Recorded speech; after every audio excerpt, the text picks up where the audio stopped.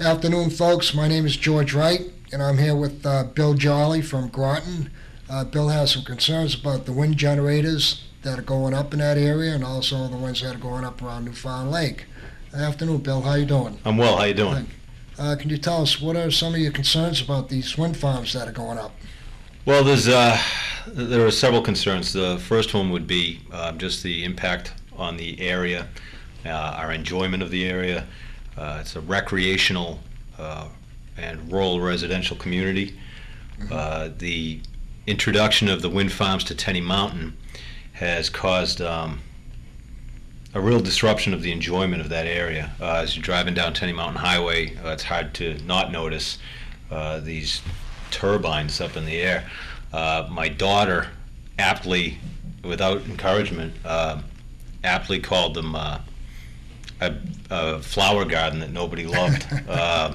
And I feel that at this point we've got 24 of these things working in the area or constructed in the area. We don't know how they're going to perform for us yet.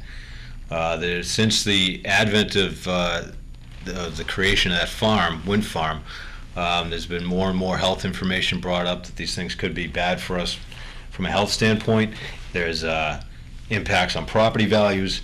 There's an inability to use the woods for recreational purposes when these things go up. It wasn't that long ago I approached one to see what these things were like when they're turning, and I was promptly thrown out of there. So what's happening is our ridge lines are being gobbled up by these wind farm companies, which aren't even American companies. The money's leaving the country, but that's another story. And they're taking over these ridges, so it's going to come to the point where we can't even climb to the summit of a local mountain because it's going to be off limits for safety reasons. Do you think the site evaluation committee and the PUC could put a little more consideration on where they're putting these wind farms and these generators, and they could pay a little more attention to the people in the areas where they are, like Newfound Lake is going to be devastated with them. Your area is going to be devastated. Right. I'm sorry. My home looks over an area in Groton that leads up to Mount Cardigan, which is a beautiful area. It's part of the Cardigan Range, Cardigan Highland Range. It's called Spruce Ridge. Mm-hmm. And there is a company that's parent firm is in Portugal. It's a series of Delaware shells with offices that aren't even really established here in New Hampshire yet, that is going to put a Met tower up if they can, if they're allowed to, put a Met tower, a meteorological tower, to assess the wind quality. They've already filed applications with the Federal Air Administration, the FAA, to put towers up there. So it's a plan. It's not a concept. It's a plan to put these things up. Those will be visible from Newfound Lake. They'll also be visible from the entire Cardigan Highland area. And these are the kind of things that we have to worry about, because the PUC and the site plan review people to date haven't turned down a single wind farm in the state, to the best of my knowledge, and I'm open to being corrected. But there's a series of wind farms all along Coos County that has completely changed the landscape, and that's what's going to come down here. My interpretation of what government is, when it's your state government, is it's supposed to represent the people of the state first, not the business interests of people that aren't even from the United States, and not of foreign companies being out-of-state companies. And that's what we're looking at now. We have Delaware companies that are headquartered in other states that are opening wind farm companies here in New Hampshire at our expense. Now, they talked, from what I understand, they talked about the tax breaks that you're going to get as having a wind generator farm in your town. Can you tell us a little bit about the tax breaks? Yeah, it was tremendous. In exchange for a review of, I can see from right now, I can see in Groton, there's one wind farm on Tenny Mountain now. It's a monster. And you can see it, I live on the exact opposite corner of the town of Groton, and from my home I can see the towers. At night I see red blinking lights, and during the daylight I can see the turbines, whether or not they're turning. They're usually not even running. In exchange for that disruption of my enjoyment of my view, I got a $120 a year tax break, and I don't think it's going to continue. My values are going to go down. I am told by a real estate agent that at this point it is a requirement in the state of New Hampshire to advise any potential buyers of property if there is even a consideration of a wind generation project, a wind electric generation project going up in your community or in your region.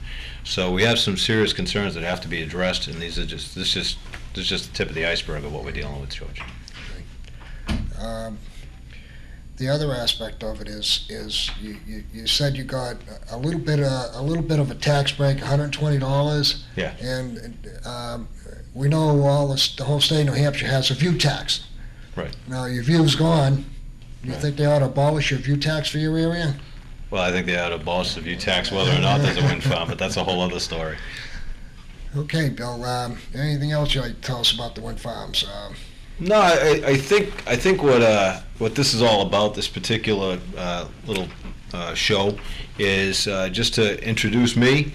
Thank you for coming on with me, and let folks know that there's going to be a series of shows coming up, short shows that are viewable on your smartphone or on your computer or on television, so that you can kind of be kept abreast of what's going on with the wind generation projects throughout the state. We're starting here because I'm here, but there's a move to put these things up across the state, frankly, across the Northeast. So this is for anybody that's concerned about it, whichever side you're on.